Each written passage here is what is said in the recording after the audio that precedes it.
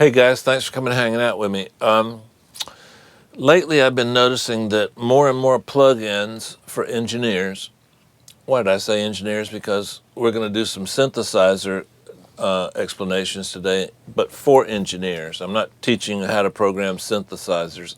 Well, Appu is not teaching you how to program synthesizers. I asked him to come by and show us some basic synthesizer concepts that I keep running across in plugins, like Timeless 2, like Fabfilter Micro, even Echo Boy. When you go to the tweak mode, there's all sorts of things, ADSRs and resonance and all these things that I think it's time that us engineers kind of got these as part of our tool set. So Appu's taken the time to show us. Appu's a close friend of mine. We shared a studio space for a long time. Thanks for coming by, my friend. Thank you, Dave. Thanks for having me. Appu, in case you're not familiar with him, Appu Krishnan,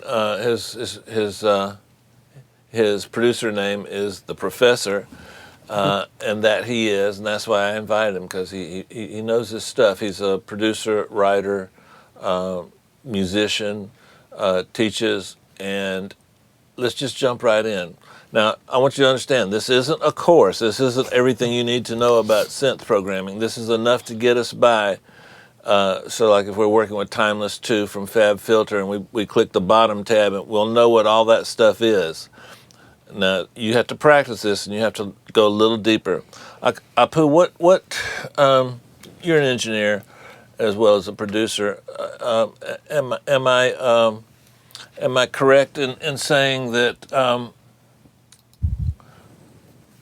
these things are creeping more and more into plugins, right? I didn't notice this like 5 years ago. Absolutely. It seems like plugin manufacturers expect us to know all these terms, like oscillator and resonance and XY and on and on and on. Where do you want to start? Well, I think, hey guys, by the way, I think we should start with like basics of synthesis, because once we understand sound and how it's processed in a synthesizer, it's actually not that hard. Then we can understand the plugins more, and we can use them more creatively. Okay, you know? Let's do it. The show is yours. I'm going to back off here a little bit out of the picture. And thanks, Dave. If you hear me yelling in the background, I'm making something wrong. Okay. No. But anyway, guys, all synthesizers, I should say like 95% of them have 5 main elements. The first one is the oscillator, which we all know makes sound, right? On a synth, you can choose different waveforms to make the sound that you want. And then you have something called you name the sound, and I'll hum it. Okay. So sine wave. Square wave. Should I say white noise? Well, that's kind of pink. There you go. Sawtooth. We need a razor or something. Well, sawtooth would be a violin. Pulse. Do we get square? Square and pulse are the same. Okay. Yeah. That's right. Okay. You're shooting this, right? I don't know. Sorry about that. But anyway. Are we going to edit that BP, or are we going to leave? Oh, God. Okay, he's leaving it in. Okay. So we have the oscillator waveforms. They go through a section called the filter section, which as audio people, we know what the filter does. I'm not going into details of it. Basically, the filter has just 2 main parameters. One is the frequency, called the cutoff frequency, and then you have something called resonance. Let me just show you a filter, simple one called micro, where you can just see the resonance. So this one's Fabfilter Micro.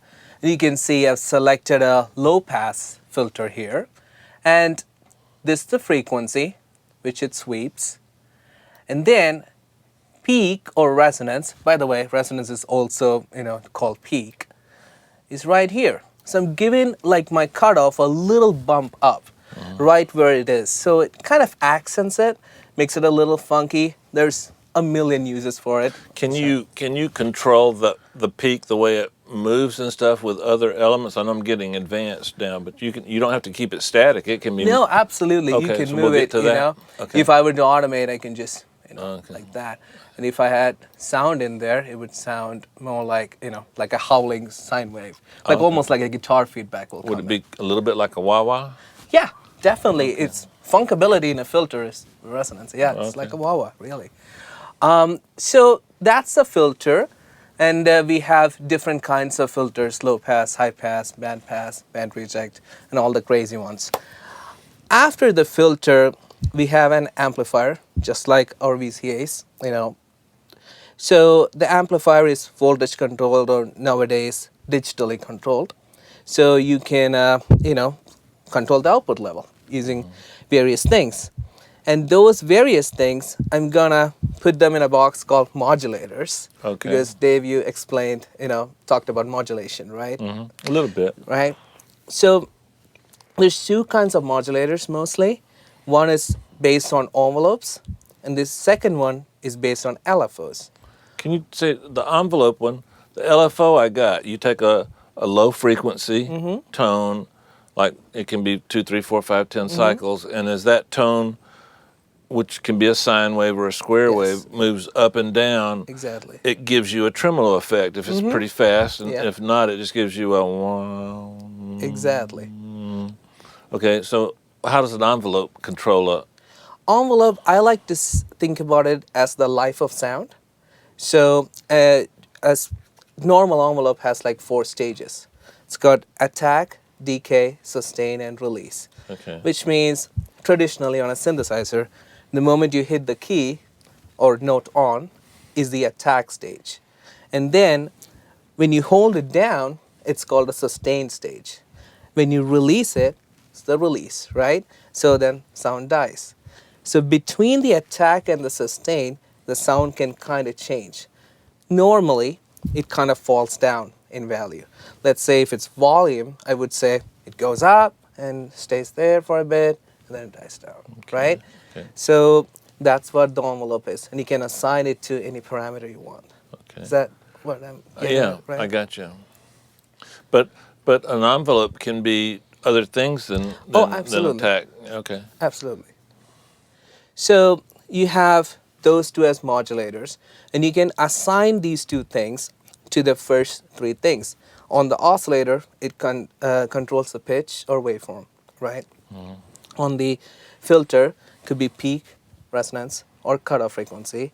And on amplifier, it's just pure volume, right? Okay. So you control the pitch, the type of sound, the brightness of sound, as well as the volume of sound. That's Gotcha. pretty much So basic. if you're modulating the frequency, that's called FM synthesis, right? Yes, and that's if you're correct. modulating the volume, that's called AM synthesis, right? Yes, that's Okay. correct, yeah. And the FM, if you want to go a little bit in detail, I said 90% of synths at first.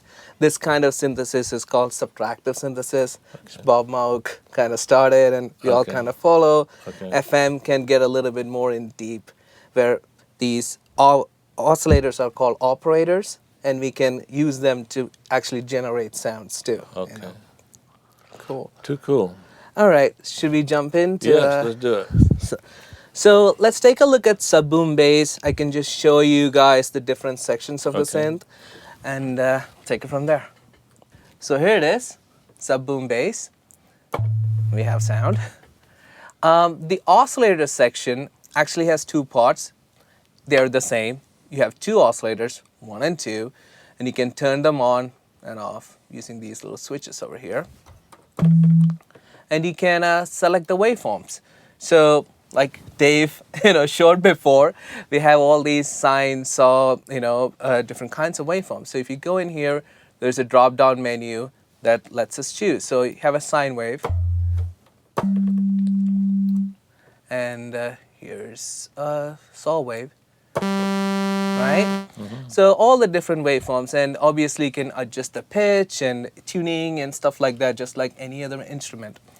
And it goes to the filter section. I'm jumping ahead of oscillator 2 here, going to the filter, and I have a low pass filter selected. They're sure about filter slopes and stuff, right? Yeah, I think so. 24 dB, Yeah. 6 dB, right? Yeah. Okay. So you can select any kind of filter in here, low pass, high pass. Right now it's on a 24 dB, low pass, which is pretty steep filtering, right? And I'm moving the cutoff. You can see it getting brighter and darker. And then you have an envelope section here just to control the filter. So this is modulating the filter. So all the envelopes will have some kind of an intensity knob associated with it, which kind of says how much is the envelope affecting it, right? So if I turn up the intensity, if I can see.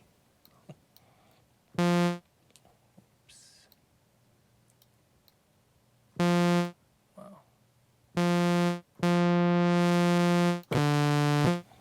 Let me put this to polyphonic mode, which means I can play chords. You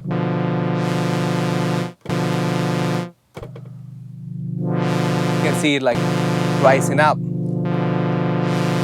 right? So that's the envelopes controlling it. When we get to a second synth, I'm gonna explain more what each different thing does. Now, after the filter, I'm getting into the amp section where we control the volume and stuff. And then we have the second kind of modulator called the LFO in here, which I can assign to any parameter. Let me stop you. So LFOs can control a number of things, right? Absolutely. So if we have the LFO controlling the volume, it would be wah. Yeah. So Yeah. it'd be a You get tremolo tremolo, effect. yeah. Or if we had it controlling other things. Why don't we take a break here, Sure. and this will be the end of part one, and then we'll come back and I know you're a beast with massive, thanks. so let's stop here, guys. Rewind this. There's some great information, and go and search some of these terms yourself. Come back and join us for part two of this. Okay? All right. Cool. Thanks, guys. Hey guys, part two with my friend Appu Krishnan, the professor, engineer, producer, songwriter, teacher. Hopefully you checked out part one of this. This is we're talking about synthesizer applications and concepts for plugins. We're not trying to teach you how to work a synthesizer and program a synthesizer, but there's a lot of plugins that are using synthesizer terms and technologies and concepts. So we're going to go a little deeper today. Appu, I see you got massive on the screen. Yes, we do. What are you going to show us? I'm just going to show you like applications of stuff that we just spoke Okay. about. So massive, I'm sure everybody heard of it. It's not just an angry synth. It's got a lot underneath. It's more of everything, I would say. 3 oscillators, 2 filters, amplifier section, and a ton of modulation stuff to assign. 4 envelopes and 4 LFOs. So let's start by talking about the envelopes. Okay. Let's try to make a kick drum by assigning a pitch envelope onto like a sine wave, so we Okay, can hear the I'm ready. waveforms too. So before we start anything on a synth, you should reset the patch. Otherwise, you get into a lot of trouble. If it will let me. Cool. So I'm going to select a sine wave.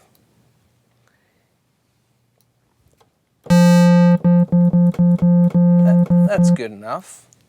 It's good to have a little edge. I'm going to bring it down to kick drum level. Oh, that's heavy. Low. Now I'm going to assign an envelope. So this blue area here is the envelopes. And you can assign by clicking and dragging this crosshair onto this slot. I'm going to push the envelope's intensity up. Like I said before, everything's got an intensity. So I get laser beamy sound. What we're hearing is what we're seeing on that. Is that what we're seeing? Exactly what we're Okay, seeing. so the sound Pitch goes is going up out, slowly. and then it's Okay. coming down. Okay. Right? Oh, cool. And if I increase the attack, you'll hear the difference. Right? That sounds like no. I was gonna say it. That sounds like somebody's kick drums, but I can't do that to my friend. Can't do that. So in here, there is no sustain marked, but as you can see, This is like the decay area. So if I bring the decay level down, it's kind of like bringing sustain down. That's more like a kick drum, but we can fine tune it. So now I'm gonna go to the amp envelope. Remember, this was the pitch envelope for the oscillator. Now, number 4 here is already assigned to the amp section. So what are we trying to do? just make the kick drum a little bit more tighter. Oh. Oh. Do the same thing there, so, the note okay. doesn't hang around. Okay, so you're just telling when you hit the key, you're just telling it to drop the volume at Drop a certain the volume point. at a certain point. So you have that, right? Right. So we have an envelope triggering both the oscillator pitch and the amplifier, Okay. and you get a kick. So that's some of the things you can do in Timeless too, right? Absolutely. By Fabfilter. Okay. You can control like delay frequencies and stuff like that with envelopes. You can create ducking effects if you play at a chord and the taps come in only slightly later, gotcha. you know? Okay. So there's a lot of applications. So that was an envelope controlling the pitch as well as the amplifier. Get a kick drum. So now, something more rhythmic, I would say let's use an LFO. I'm going to reset the sound. This time, I'm going to use white noise. So in here, I have white noise. Sounds like static. I can just use an LFO in here and then assign that to my filter here. Put a low pass on it. And get you the beautiful ring. And obviously I can just sync it to anything I want. Cool. So I'm gonna change up the oscillator waveform a little bit into a different noise and switch this guy up into a performer where I could get like my own hi-hat pattern. Again, if I start drawing curves and stuff,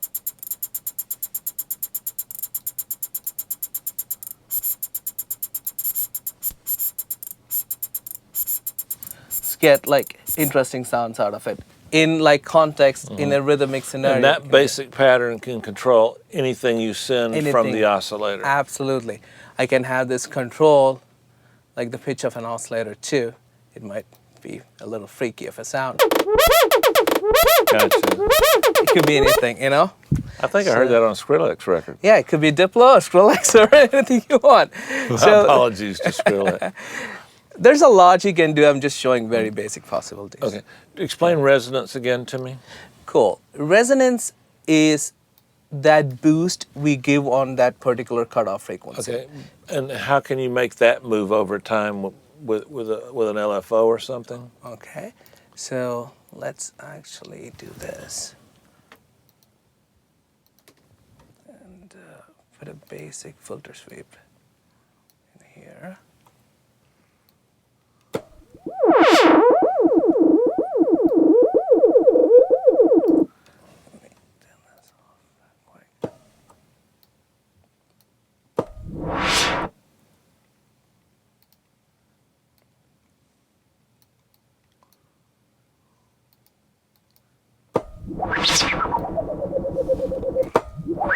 Now this LFO. So am I picturing the cutoff on a high pass filter moving, but you're not moving it. It's moving based on the LFO information you're feeding it, and then the LFO information is being treated by the envelope. Or did I get that wrong? So no, you're right.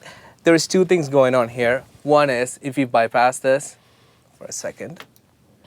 One is a basic filter sweep happening here, right? So I have envelope number 1 controlling my cutoff, and it's just a ramp. I'm just getting a big rise. Now, the resonance can change too with it. I'm going to use the LFO in here to change the resonance.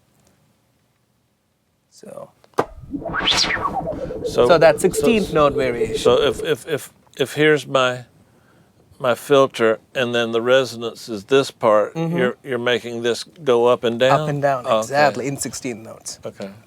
variations. That's deep. That's pretty cool. Cool. Can't believe I learned So- something. So tell me about ring modulation. What's different? You don't have to give me an audio, but what's Yeah. different about ring modulation as opposed to just regular modulation? Well, ring modulation is where you use one oscillator to control the frequencies of another one. I'm not going to the physics of it because you can explain better than me. Yeah. So, in my experience, you can create metallic sounds out of it. So, Okay. I would say if you take a simpler sound, like a sine wave or a triangle wave, and you apply ring modulation to it, you get a lot of high frequency harmonics.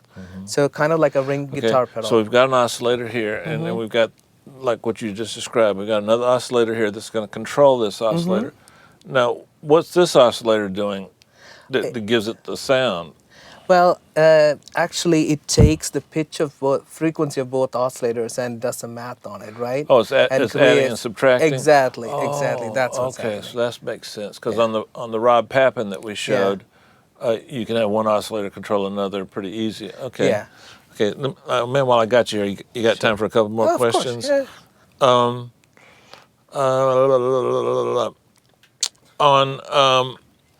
On the envelope follower, what does that mean? Basically, if you have like a parameter changing, you can have an envelope kind of changing with it. Let me put it in a better way.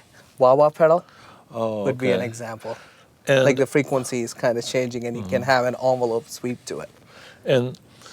and when we say an XY controller, there's a pattern that on a vertical axis that controls one thing, and on a horizontal axis controls another. Yes. And the XY, this would be the Y, this would be the X, and as you move around that imaginary square, Yeah. you get varying amounts depending on which one you're close Absolutely. to. And how do you tend to use that? I would say, for starters, you can assign the X to the cutoff of a filter, Okay. and peak or resonance can be on the Y. Okay. And can you control the movement by an LFO? Absolutely. Well, XY you could. You can use MIDI controllers, like a Chaos pad would be more okay. fun, I would say. Okay. Especially if you have delay taps, for example, Okay. and I don't know, delay feedback or cutoff frequency of the filter of the delay. You Okay. can get more interesting things by just moving your hand around a Chaos pad. Okay. Obviously, you can assign those things to sliders too if you want to do that. Gotcha. Is there anything that we've missed? I mean, that's No, pretty I much the don't basics, think so. right? I really think it's the basics. There's one more thing. Just Okay. remember, you can do an XY. It's called morphing. If you Oh. take a synth like FM8, you can actually change a whole bunch of parameters and put that as 4 different quadrants on an XY, and you can move around, and the sound actually completely changes from one to the other. It could be very, very interesting. There's a lot of plugins now that just give you a simple way to morph just from Yes. from one preset to another and Absolutely. stuff. Okay, guys, I know that's pretty basic. We tried to go fast.